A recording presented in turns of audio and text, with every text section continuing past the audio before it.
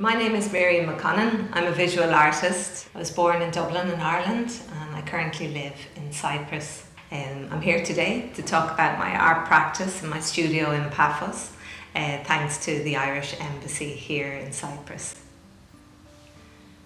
So I studied fine art painting at the National College of Art and Design in Dublin in Ireland. I was young when I began. I was only 17 as a student there and lucky to be accepted. It was a great experience. Following that, I completed a postgraduate diploma at the Cyprus College of Art in Lemba in Paphos. After that, I returned to Ireland and I worked in Sheriff Street down the Castle Forbes industrial estate, which sadly no longer exists. We had like a group studio. It was like 20 artists in the studio there, and an amazing Italian woman, Antonella, helped us set up a group studio. And there was artists from around the world. It was great to have that support at the beginning of my career with other artists, older, the same age. And we supported each other.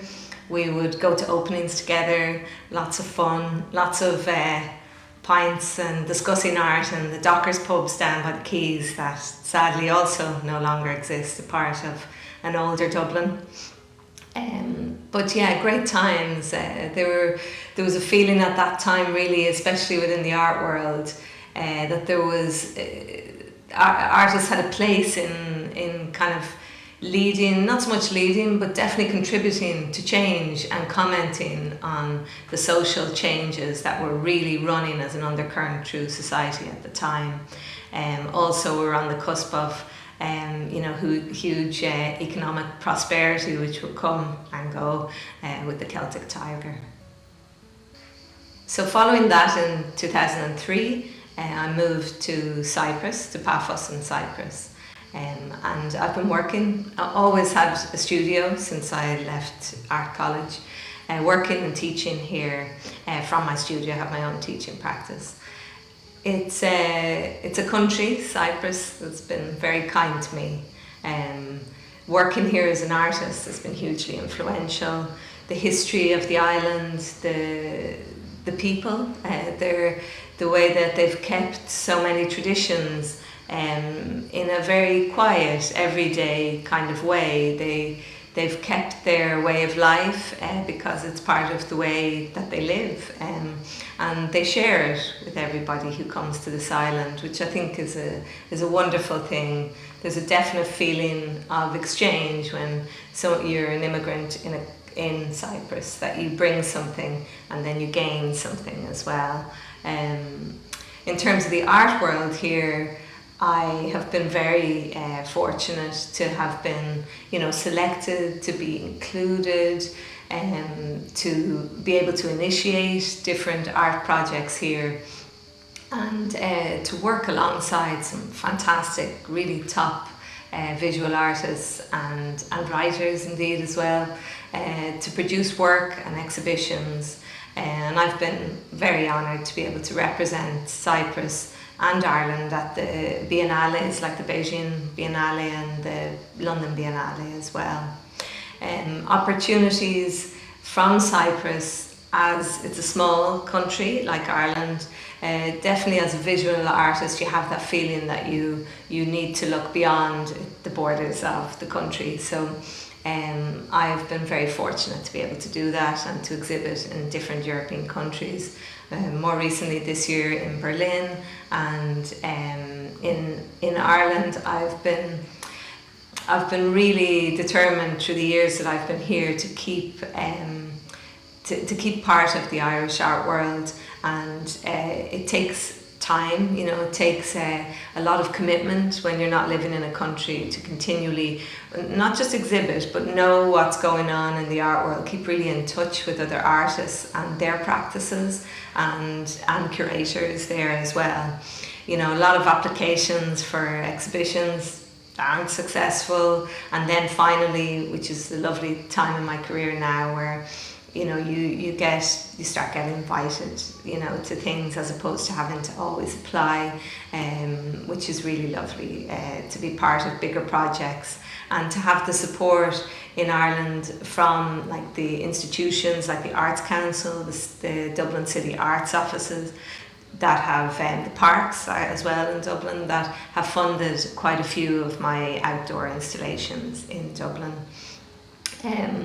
It's I think for quite a long time, maybe about the first 10 years of living here, I kind of felt like I almost, when I applied for stuff in Ireland, I had to kind of almost feel that I was still there, And then I kind of realised that actually being an Irish artist abroad was an asset, and to be able to bring something else to the table in terms of my work, because of my life experience is different now, especially being in a country that's the far side, the other side, the other edge of the borders of the EU, on the cusp of the Middle East.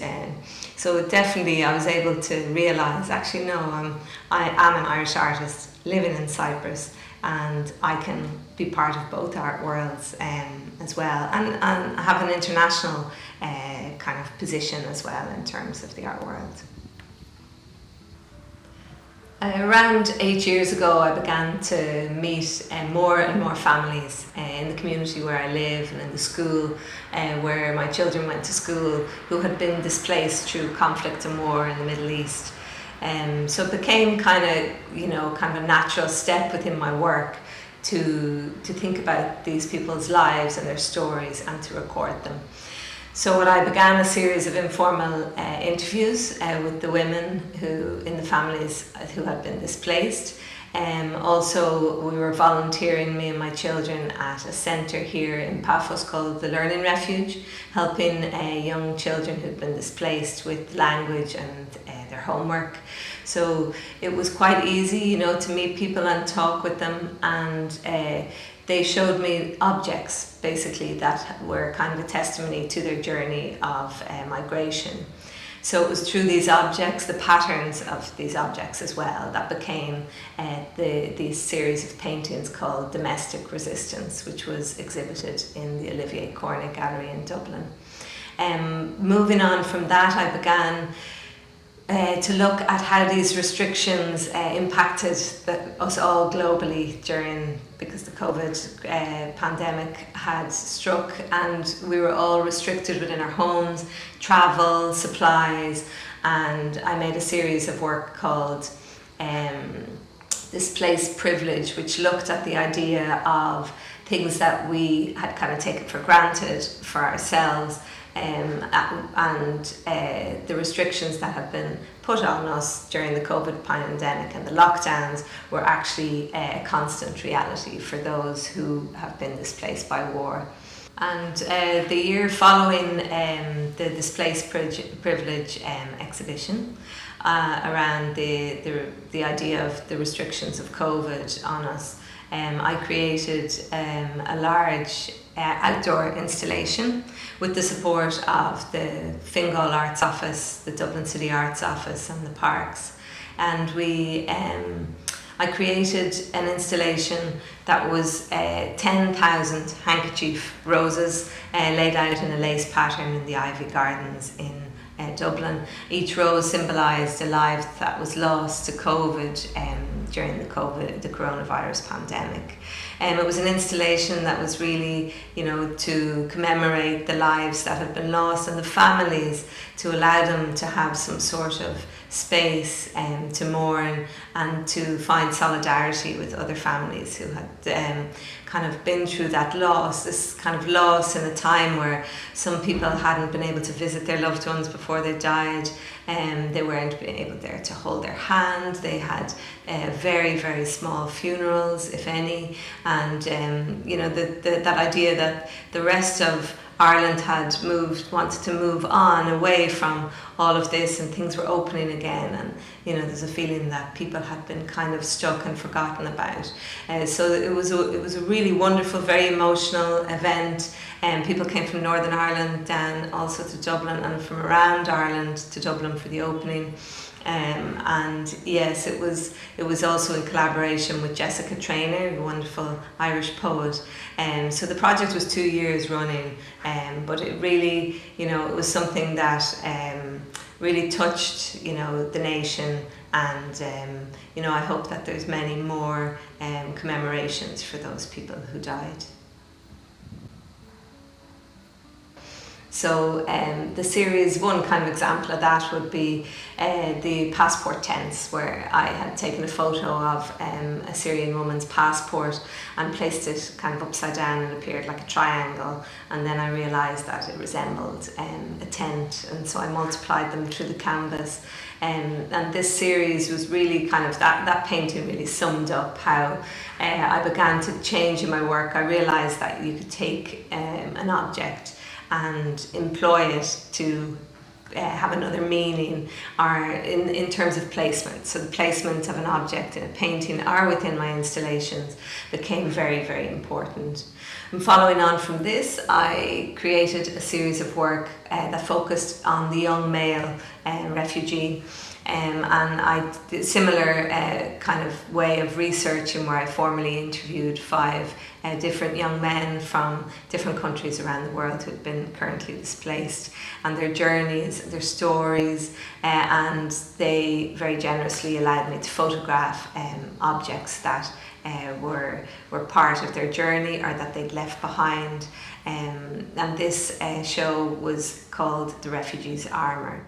So that's where I am now, and these 2 exhibitions will be in Nicosia in the Diathopos Centre for Contemporary Art and the Olivier Cornet Gallery in 2026, and the catalogue from both exhibitions and my sketches will be sold, and the proceeds going to Gaza and to help people rebuild their lives and industry within the area as well, hopefully. My childhood in Ireland and growing up in the kind of 1980s and 90s in Ireland, it was a time of reflection, change. Definitely within our house, it was a time of more open discussion, maybe much more open discussion than my parents would have had growing up. Around big topics, politics, religion, social change, more open society, and it was really important. It was almost expected around the dinner table that you would disagree. It was like, it was okay, it was good. So I think that's very important because you were allowed to ask questions, and there didn't have to be clear answers. So as an Irish artist living in Cyprus, I think, the first thing originally moving and is ongoing is that you're operating and living with another language. So it takes years and years, never ending, to learn the Greek language, as it's so rich and it's such a beautiful language to learn. But it definitely humbles. It has humbled me as a person, and therefore, there's many nights you stay, kind of quiet out in company. You need to listen more, you need to observe more, and I think that's really helped my skills as a visual artist to be a lot more sensitive to detail and what people say, and I think that has been a really fundamental thing in terms of the way I look at the world. I think both countries, they share such a similar history, colonial history. Both islands are divided. The family is kind of the centre of both societies. They're both struggling to become more open societies. Change happens quickly in both countries. They both look to the EU very much for guidance, and they both are the caretakers of the borders of Europe, which is quite interesting, East and West. And that's the most fundamental thing really within my work, is something that I deal with, is that idea that linking these countries that are the most far-reaching borders of the EU, East and West. And as a visual artist, It's not easy to stay in both art worlds at the same time because countries also are so far apart. It's something that I've worked very hard to do.